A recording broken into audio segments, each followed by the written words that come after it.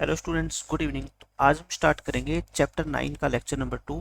First lecture में मैंने आपको 9 चैप्टर के सारे बेसिक बता दिए थे और सातों के सातों हमने एग्जाम्पल कर दिए थे। अब ये जो 9.1 एक्सरसाइज है, इस चैप्टर में एक ही एक्सरसाइज है और इसमें 16 क्वेश्चन है। तो 8 क्वेश्चन हम आज के लेक्चर में करेंगे और 8 क्वेश्चन जो बाकी बच गए वो हम नेक्स्ट लेक्चर के अंदर कवर करेंगे। पहला क्वेश्चन हम स्टार्ट करते हैं। बेसिक में सब कुछ आपको बता चुका हूँ।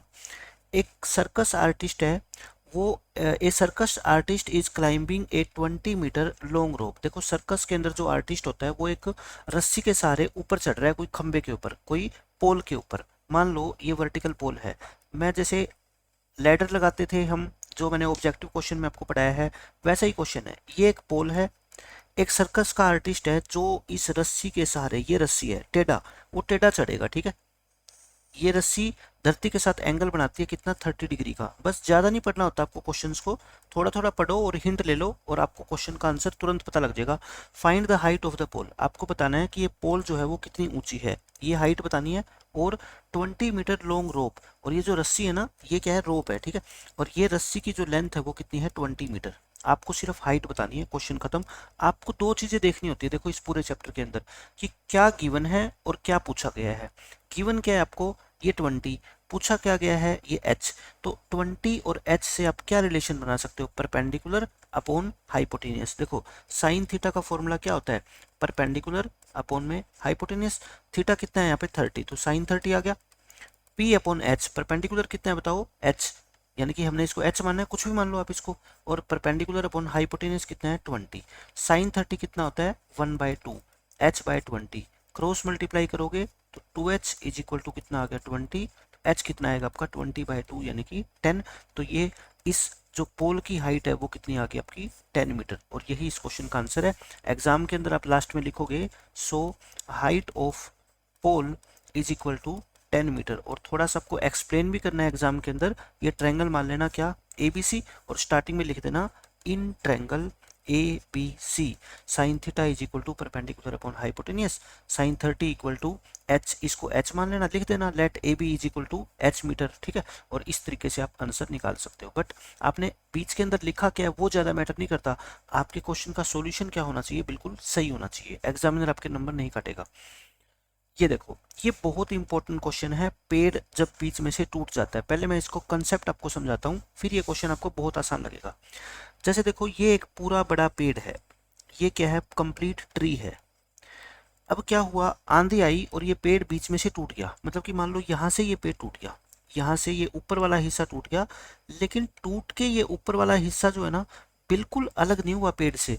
इस पेड़ से अभी भी ये लटका हुआ है और ये टूट के और जमीन के ऊपर झुक गया, ऐसे टेढ़ा झुक गया। ठीक है, और ये जमीन के साथ मान लो कुछ एंगल बनाता है, कितना भी एंगल आपको क्वेश्चन में गिवन होगा, 30 डिग्री का एंगल बनाता है। तो बस आप मेरे को एक बात बताओ, ये पेड़ यहाँ से ऊपर से टूट गया, यानी कि इतना टूटा, और ये टूटा हुआ हिस्सा जो है ना वो नीचे झुक गया।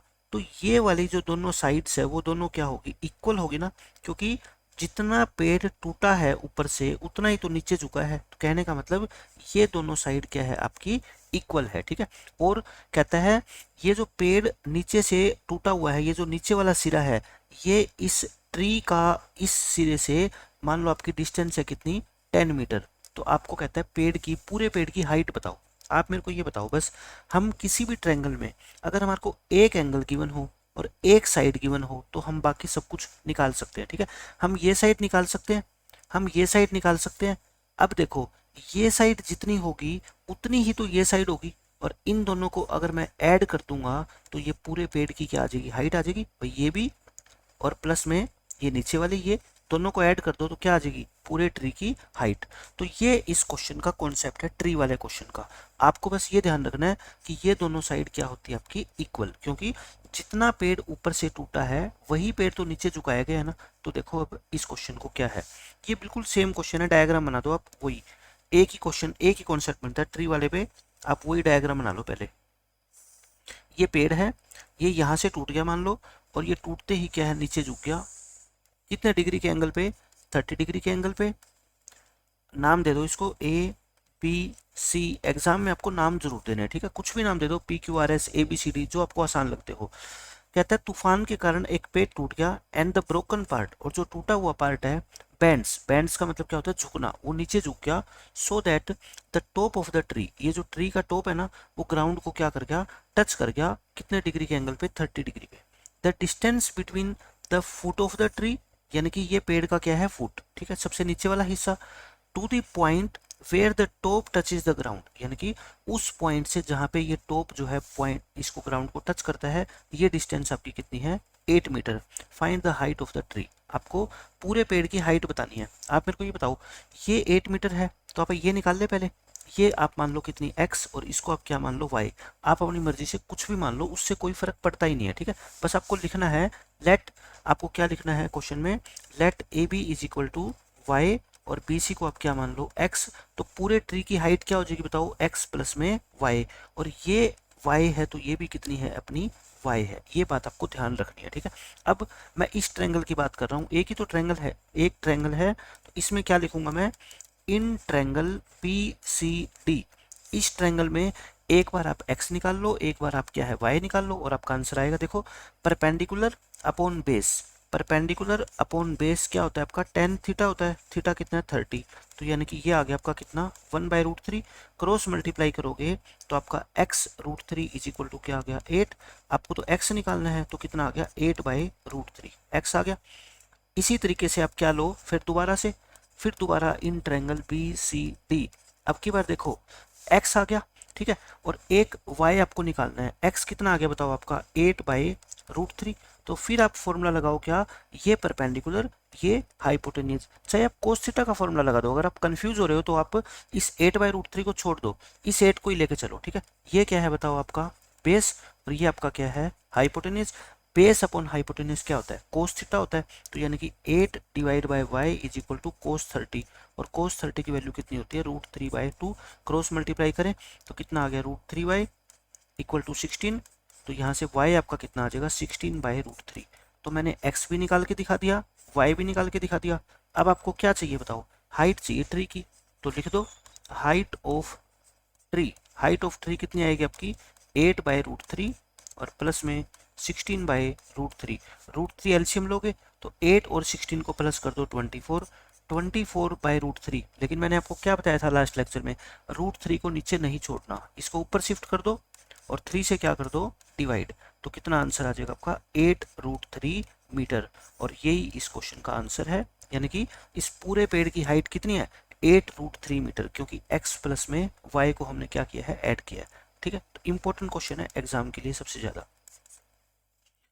अब देखो नेक्स्ट क्वेश्चन आपका, ये क्वेश्चन बिल्कुल आसान है। इसमें ये होता है कि जैसे आपने देखा है कि जब आप पार्क में जाते हो तो छोटे बच्चों के झूलने के लिए वहाँ पे स्लाइड्स बनी होती है, तो स्लाइड्स में क्या रूल होता है कि जैसे बच्चे अगर छोटे हैं, एज उनकी छोटी है, तो उस स्लाइड की हाइट क्या होती है आपकी कम होती है, कम हाइट पे वो स्लाइड लगी होती है, ठीक है, और जो एंगल होता है वो उसके ऊपर डिपेंड करता है कि हाइट कितनी है। आपको क्वेश्चन में क्या दे रखा है, देखो एक कॉन्ट्रैक्टर है, कॉन्ट्रैक्टर क्या होता है ठेकेदार, वो प्लान करता है 2 स्लाइड लगानी है पार्क में बच्चों के खेलने के लिए, for the children below the age of 5, मतलब कि जिन बच्चों की एज 5 साल से छोटी है उनके लिए वो क्या डिसाइड करता है कि कैसी स्लाइड लगानी है। देखो she prefers to have a slide whose top is at a height of 1.5 metre, मैं पहले क्या लिखता हूँ क्वेश्चन में, यहाँ पे मैं लिखता हूँ for the children below 5 years, for below 5 years children, यानी कि जो बच्चे 5 साल से छोटे हैं उनके लिए क्या प्लान किया गया है, इस लड़की ने, इस कॉन्ट्रैक्टर ने क्या प्लान किया है कि वो स्लाइड लगाएगी जो ग्राउंड से कितनी हाइट पे होगी 1.5 मीटर की हाइट पे, लिख दिया मैंने, ये बना दी, ठीक है। अच्छा स्लाइड बिल्कुल सीधी थोड़े लगाएंगे, ये तो स्लाइड के पीछे वाला हिस्सा हो गया, ये स्लाइड ऐसे बच्चे यहाँ पे फिसलते हैं, टेढ़ी लगाते हैं कुछ ना कुछ एंगल पे, क्योंकि बिल्कुल स्ट्रेट लगा देंगे तो बच्चा गिर जाएगा, और एंगल कितना है उसका 30 डिग्री, ग्राउंड के साथ वो 30 डिग्री का एंगल बनाती है। एक तो ये डायग्राम बन गया। फिर whereas for elder children, अब बात करते हैं हम बड़े बच्चों की, यहाँ पे हम बनाते हैं एल्डर चिल्ड्रन के लिए, बिल्कुल आसान क्वेश्चन है, एल्डर चिल्ड्रन बड़े बच्चे, बड़े बच्चों के लिए भी डायग्राम तो आप यही बना दो, ठीक है, डायग्राम तो आपका यही बनने वाला है। अब क्या कहता है ये, she wants to have a steep slide, steep का मतलब क्या होता है जो ज्यादा झुकी हुई होती है, हाइट कितनी है 3 मीटर, ये हाइट कितनी है 3 मीटर इसकी ग्राउंड से, एंगल कितना है 60 डिग्री, बस आपको निकालनी क्या है what should be the length of slide in each case, यानी कि ये स्लाइड कौन सी है बताओ, ये है, ये स्लाइड है, ये स्लाइड है, दोनों केस में कहता है इन स्लाइड की लेंथ को बताओ। मैं इसको x मान लेता हूँ, इसको y मान लेता हूँ, एक आपको x की वैल्यू निकालनी है, एक आपको y की वैल्यू निकालनी है, क्वेश्चन हो गया खत्म।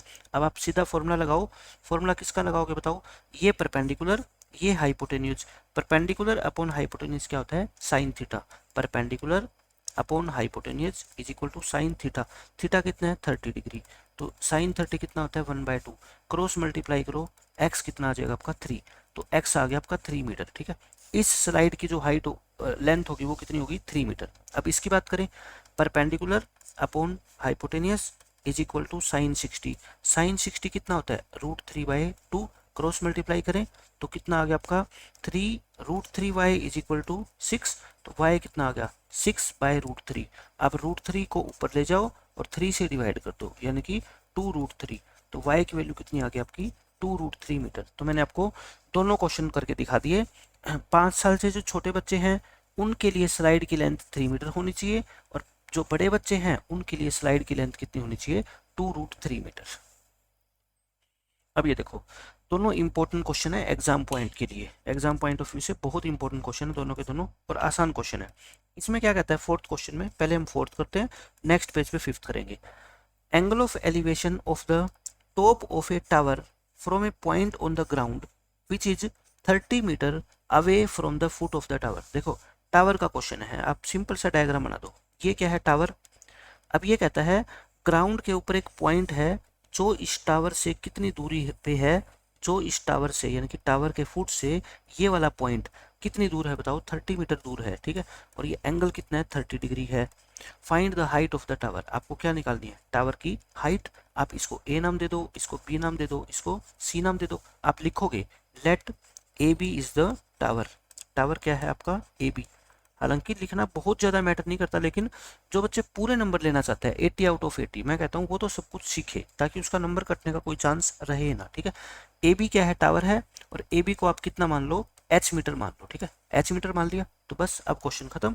इन ट्रायंगल ए बी सी, मैं बार बार आपको बता रहा हूँ फॉर्मूला किसका यूज किया करो जहां तक कोशिश हो, परपेंडिकुलर अपॉन बेस, ये परपेंडिकुलर है ये बेस है, तो H upon 30, perpendicular upon base क्या होता है tan थीटा, यानी कि tan 30 कितना होता है 1/√3, क्रॉस मल्टीप्लाई करें √3h इज इक्वल टू 30, आपको तो h निकालना है, 30 डिवाइड बाई √3, √3 को ऊपर शिफ्ट कर दो और 3 से क्या कर दो डिवाइड, तो आंसर कितना आ गया आपका 10√3, 10√3 मीटर इस क्वेश्चन का क्या है आंसर। लास्ट में लिख देना आप सो हाइट ऑफ टावर, ये जरूर लिखो लाइन, ठीक है, क्योंकि इसने एच थोड़े पूछा है, एच तो हमने माना है, इसने तो टावर की हाइट पूछी है, तो लास्ट में आप लिखोगे height of tower is equal to 10√3 metre is our answer. बस क्वेश्चन खत्म, बहुत आसान क्वेश्चन था। फिफ्थ क्वेश्चन देखो, ये बहुत इजी क्वेश्चन है काइट वाला।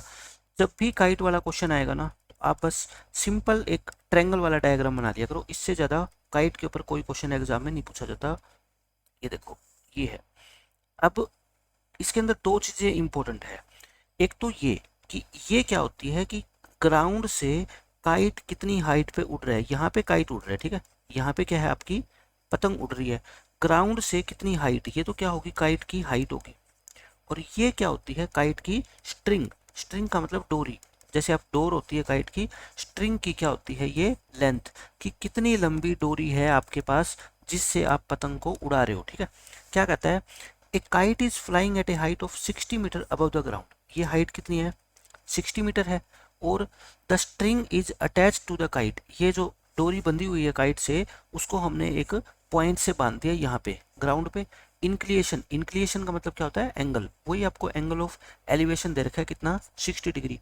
ज़्यादा क्वेश्चन पढ़ने की आपको जरूरत नहीं होती, बस समझो क्वेश्चन में क्या गिवन है, डायग्राम बना दो। Find the length of the string assuming that there is no slack, slack का मतलब क्या होता है, जैसे ये जो डोरी है ना ये बीच में से कहीं से भी मुड़ी हुई नहीं है, मतलब बिल्कुल स्ट्रेट है ये, ठीक है। इसकी लेंथ आप आसानी से मेजर कर सकते हो, लेंथ है तो क्या मान लो इसको एल मान लो, ये तो मानने की बात है, आप कुछ भी मान लो X Y Z L P, उससे कोई फर्क नहीं पड़ता, ठीक है। ट्रायंगल को नाम दे दे ए बी सी, तो आप लिखोगे क्या late length of string, length of string उसको आप क्या मान लो एल मीटर मान लो, ठीक है, एल मीटर मान लो।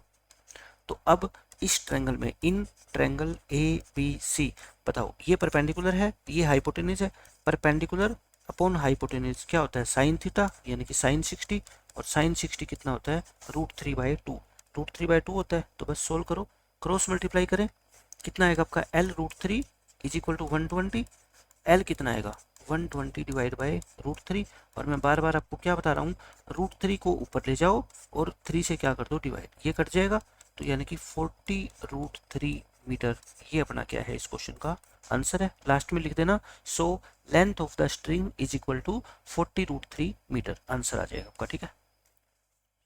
अब देखो क्वेश्चन नंबर 6, ये क्वेश्चन नंबर 6 और क्वेश्चन नंबर 7 दोनों क्वेश्चन बहुत ही इंपॉर्टेंट है। अब इसमें कहता है a 1.5 metre tall boy is standing at some distance from a 30 metre tall building. देखो ये तो है एक बिल्डिंग, ये क्या है, एक बिल्डिंग, जैसे जैसे क्वेश्चन में कहता है वैसे डायग्राम बना लो। और इस बिल्डिंग की हाइट कितनी है, 30 मीटर। एक लड़का है जिसकी हाइट कितनी है, 1.5 मीटर, ये बिल्डिंग से कुछ दूरी पे खड़ा है। मान लो ये यहाँ पे लड़का खड़ा है और जिसकी हाइट कितनी है लड़के की, 1.5 मीटर है, ठीक है। जब भी क्वेश्चन ऐसा आ जाए ना, हाइट दे रखी हो, तो आप इसको क्या कर दिया करो, ज्वाइन कर दिया करो यहाँ से। और अब एक ही लैंग्वेज क्वेश्चन में गिवन होगी कि लड़के की आंख से, लड़के की आंख तो यहाँ पे है ना, क्योंकि लड़का खड़ा हुआ है, ठीक है। इसने क्या देखा, इस बिल्डिंग के टॉप पे देखा, इस लड़के ने यहाँ से बिल्डिंग के टॉप पे देखा, तो क्या बनेगा, एंगल ऑफ एलिवेशन। नीचे से ऊपर देखते हैं तो क्या बनता है हमेशा, एंगल ऑफ एलिवेशन। लेकिन इसमें एक चेंज है इस क्वेश्चन में, angle of elevation from his eyes to the top of the building, यानी कि ये अपनी आंख से बिल्डिंग के टॉप पे देखता है, increases from 30 to 60 as he walks towards the building. जैसे जैसे ये बिल्डिंग की तरफ चलता जाता है तो एंगल 30 से कितना हो गया, 60 हो गया। देखो पहले ये लड़का यहाँ खड़ा है, ठीक है, अब ये बिल्डिंग की तरफ चल रहा है, देखो ऐसे ऐसे ऐसे ऐसे ऐसे इधर चल रहा है, मतलब चलेगा तो यहाँ से ना, पाँव तो इसके यहाँ पे है, लेकिन जितना यहाँ पहुंचेगा तो ये भी तो यहाँ पहुंचेगा ना। तो अब ये यहाँ से बिल्डिंग के टॉप पे देखेगा ना, एंगल पहले कितना था 30, अब कितना हो गया 60। तो मैंने कहा था आपको लास्ट लेक्चर में कि ये 30 होगा और ये 60 होगा, क्योंकि जैसे जैसे आप अंदर की तरफ आते जाओगे एंगल बड़ा होता जाएगा, ठीक है, ये हो गया। फिर कहता है find the distance he walked towards the building, उसने चलते हुए कितनी डिस्टेंस ट्रेवल करी, यानी कि ये यहाँ था और यहाँ पे आ गया, तो कितनी डिस्टेंस ट्रेवल करी, ये वाली डिस्टेंस आपको क्वेश्चन में फाइंड करनी है। मैं इसको क्या मान लेता हूँ, x मान लेता हूँ, मतलब आपको x की वैल्यू निकालनी है, ठीक है। नाम दे दो इस ट्रायंगल्स को, नाम हमेशा दो, ए बी सी, कुछ भी नाम दे दो, उससे कभी कोई फर्क नहीं पड़ता, ठीक है। यहाँ पे सी लिख दो, बी डी ई लिख दो, एफ लिख दो, ठीक है, ये मैंने लिख दिया। अब देखो आप डायरेक्ट x की वैल्यू नहीं निकाल सकते, क्योंकि ये कोई राइट ट्रायंगल थोड़ी है, ये जो बीच वाली ट्रायंगल दिख रही है रेड और ग्रीन लाइन के बीच में, ठीक है।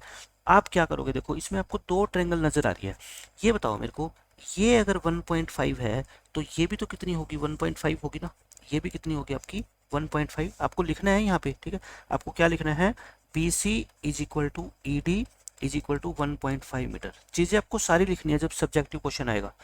बिल्डिंग पूरी, ये बिल्डिंग है, पूरी बिल्डिंग की हाइट अगर 30 है तो इसमें से ये 1.5 माइनस कर दो, तो ये कितनी बच गई आपकी फिर 28.5। सो आप लिखोगे AC, पूरी 30 में से नीचे वाली 1.5 माइनस कर दो, 28.5 मीटर बच गई, ठीक है, ये 28.5 मीटर बच गई। अब आप क्या करोगे, इस ट्रायंगल की बात करोगे पहले, इस ट्रायंगल की। मैं क्या करना चाहता हूँ, देखो ये x है, इसको मैं क्या मान लेता हूँ, y मान लेता हूँ, ठीक है। इस ट्रायंगल में आपकी जो है ये y निकाल सकते हो बहुत आसानी से। कैसे, ये क्या है परपेंडिकुलर, ये क्या है बेस, यानी कि परपेंडिकुलर अपॉन बेस किसके इक्वल होता है, tan थीटा, और छोटी ट्रायंगल में ये थीटा कितना है आपका 60, tan 60 कितना होता है आपका √3/2, क्रॉस मल्टीप्लाई करें तो कितना आ गया आपका √3y इक्वल टू 28.5 को 2 से मल्टीप्लाई करोगे कितना आएगा 57, तो y कितना आ जाएगा यहाँ से 57/√3। मैंने क्या कहा था, √3 को ऊपर शिफ्ट कर दो, 3 से डिवाइड कर दो, यानी कि 19√3। तो मेरी y आ गई क्या 19√3। लेकिन अभी क्वेश्चन खत्म नहीं हुआ, अभी तो y आया है, हमें तो क्या चाहिए, x चाहिए, है ना। अब पूरी बड़ी ट्रायंगल में बात करता हूँ, ACE, ये तो क्या था, इन ट्रायंगल ACF था। अब मैं बात करूंगा इन ट्रायंगल ACE। देखो पूरी बड़ी ट्रायंगल से क्या फायदा होगा, यहाँ से अपनी ये डिस्टेंस निकल जाएगी, ये पूरी, ये पूरी डिस्टेंस। फिर इस पूरी डिस्टेंस में से अगर मैं y को माइनस कर दूं तो फिर x नहीं निकल जाएगा? आप कहोगे बिल्कुल निकल जाएगा। तो क्वेश्चन खत्म। देखो परपेंडिकुलर कितना, वही 28.5, बेस कितना, x प्लस में y, क्योंकि पूरी बड़ी ट्रायंगल में तो x प्लस वाई हो गया ना, ये इक्वल टू 1030। और 1030 आप सबको पता है क्या होता है, 1/√3। क्रॉस मल्टीप्लाई करें, x प्लस वाई किसके इक्वल आ गया बताओ, 28.5 इंटू √3। लेकिन आपको तो क्या चाहिए, x चाहिए ना, तो निकल गया बस x। यहाँ से आपको चाहिए x, तो मैं कहता हूँ 28.5 √3 में से क्या घटा दो, y माइनस कर दो। और y कितना है बताओ, ऊपर से देखो ये रहा y कितना है, 28.5 √3 में से आप 19 √3 माइनस कर दो। भाई √3 तो कॉमन है, 28.5 में से 19 माइनस करो तो कितना आ गया आपका 9.5, और √3 तो है ही, तो 9.5 √3 x की वैल्यू आ गई। और यही आपके इस क्वेश्चन का करेक्ट आंसर है। ठीक है, तो बहुत अच्छा क्वेश्चन था, लेकिन डायग्राम बनाने के बाद आपको मुश्किल आने वाली है नहीं। अब ये देखो, ये बिल्कुल आसान क्वेश्चन है। इसमें कहता है from a point on the ground, ground के ऊपर एक पॉइंट है, the angle of elevation of the bottom and top of A transmission tower. ये कोई टावर है जो कहाँ पे लगा हुआ है, fixed at the top of a 20 metre high building. देखो ऐसा है, जैसे आपने देखा होगा आपके घर की छत पर या किसी भी मकान की बिल्डिंग की छत पर जो मोबाइल टावर वगैरह होते हैं वो लगे होते हैं। ठीक है, ऐसा ये क्वेश्चन है। ये क्या है, देखो बिल्डिंग है, ये क्या है, बिल्डिंग है, और इस बिल्डिंग की हाइट अपने को क्वेश्चन में गिवन है कितनी, 20 मीटर। इस बिल्डिंग की छत के ऊपर एक टावर लगा हुआ है, ये छत है मान लो, और यहाँ पे क्या लगा हुआ है, एक टावर लगा हुआ है। ऐसे ऐसे क्वेश्चन में देखो बिल्डिंग की हाइट आपको गिवन होगी, टावर की हाइट आपसे पूछी जाएगी, या फिर टावर की हाइट ये आपको दे देगा, किसकी पूछ लेगा, बिल्डिंग की हाइट। दोनों में से एक हाइट गिवन होगी और दूसरी पूछी जाएगी। अब कहता है ग्राउंड से एक पॉइंट हमने ले लिया, ये एंगल ऑफ एलिवेशन किसका, बॉटम का भी और टॉप का भी, किसका, ट्रांसमिशन टावर का। तो ट्रांसमिशन टावर का ये तो क्या हो गया बताओ, बॉटम, और ये क्या हो गया, टॉप। तो यानी कि इस पॉइंट से हमने इसके बॉटम पे देखा और इसी पॉइंट से हमने इसके टॉप पे देखा। टावर की बात कर रहे हैं सिर्फ हम, ठीक है, मैं ये बना देता हूँ, टॉप पे देखा। तो एंगल कितने हुए, 45 और 60। अब आप खुद ही बता दो कौन सा 45 होगा, भाई ये छोटा है तो 45 होगा, और ये पूरा बड़ा है तो ये कितना होगा आपका 60 होगा। आपको बतानी क्या है, हाइट ऑफ द टावर। मैं कहता हूँ जो भी क्वेश्चन में पूछ रखा है, हाइट पूछ रखी है, तो क्या मान लो उसको, एच मान लो, नाम दे दो ABCD, ये नाम दे दिए। ठीक है, लेट कर लो आप हाइट ऑफ टावर, ये लिखना होता है सब्जेक्टिव क्वेश्चन के लिए। ठीक है, हाइट ऑफ टावर को आप क्या मान लो, एच मीटर मान लो। अब आप ये बताओ इस एच की वैल्यू आप कैसे निकालोगे। सबसे पहले आप छोटी ट्रायंगल लो, ये छोटी ट्रायंगल, इसको क्या मान लो आप, एक्स मान लो। ठीक है, लेट कर लो सी डी को आप क्या मान लो, एक्स मीटर मान लो। अब मैं क्या करूंगा, इस ट्रायंगल की बात करूंगा, इन ट्रायंगल BCD, BCD के अंदर देखो परपेंडिकुलर अपॉन बेस यानी कि 20 अपॉन एक्स क्या होगा आपका 10। एंगल कितना, देखो छोटी ट्रायंगल की बात कर रहा हूँ तो 45 होगा। ठीक है, 10/45 कितना होता है 1, तो यानी कि यहाँ से x की वैल्यू कितनी आ गई 20। अब आप सोचोगे कि मैंने x क्यों निकाला, अभी आपको पता लग जाएगा कि मैंने x क्यों निकाला। अब मैं पूरी ट्रायंगल की बात करूंगा, पूरी बड़ी ट्रायंगल की। देखो कौन सी ट्रायंगल है ये, इन ट्रायंगल ACD, AC और D, इस ट्रायंगल की बात कर रहा हूँ।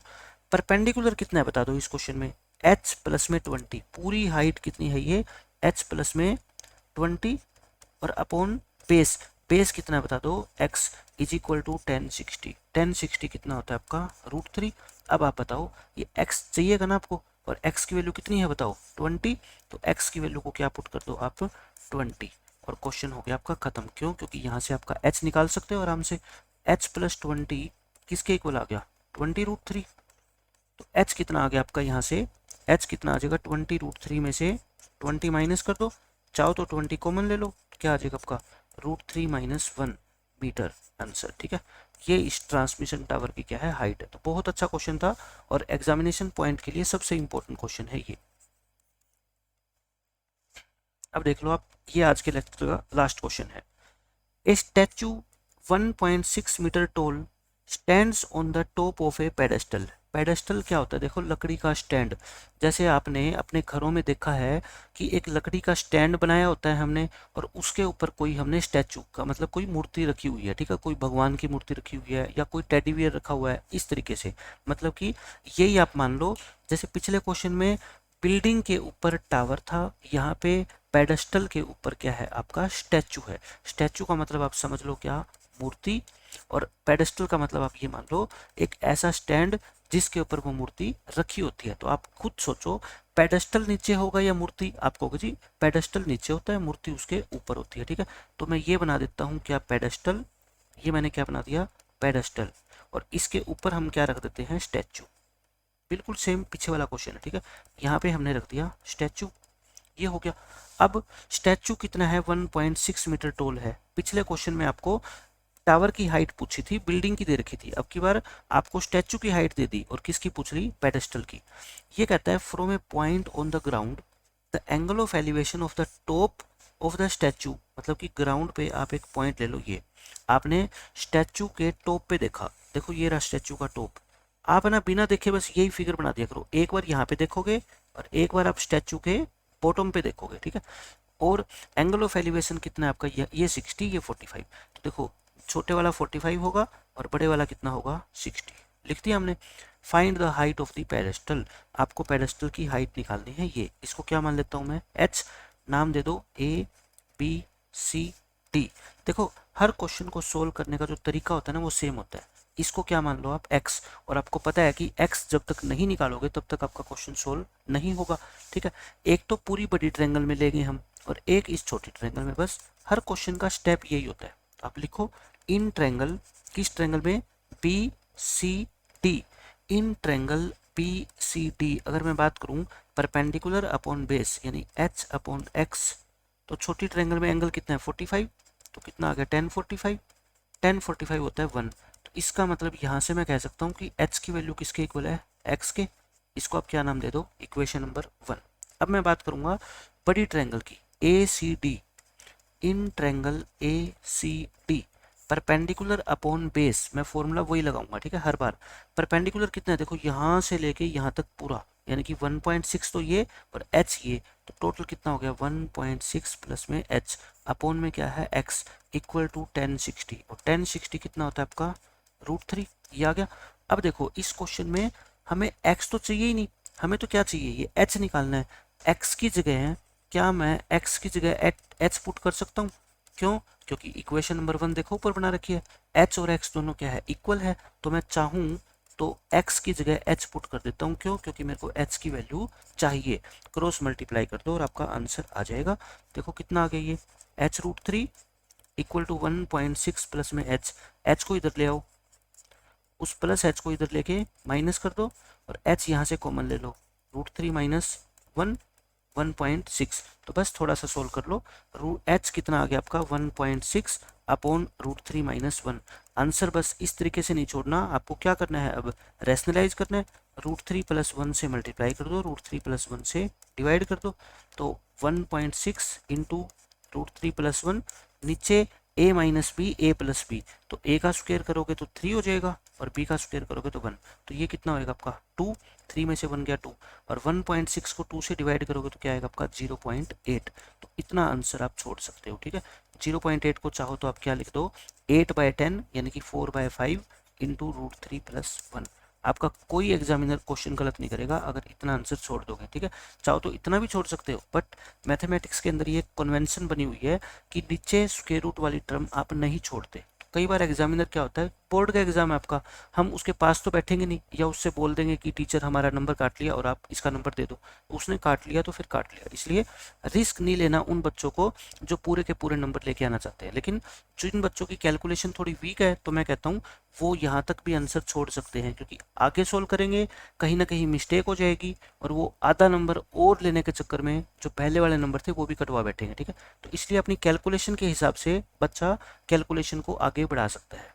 आज के लेक्चर में हम ये 8 क्वेश्चन करेंगे, नेक्स्ट लेक्चर में हम रिमेनिंग 8 क्वेश्चन करेंगे। तब तक के लिए बाय बाय, टेक केयर।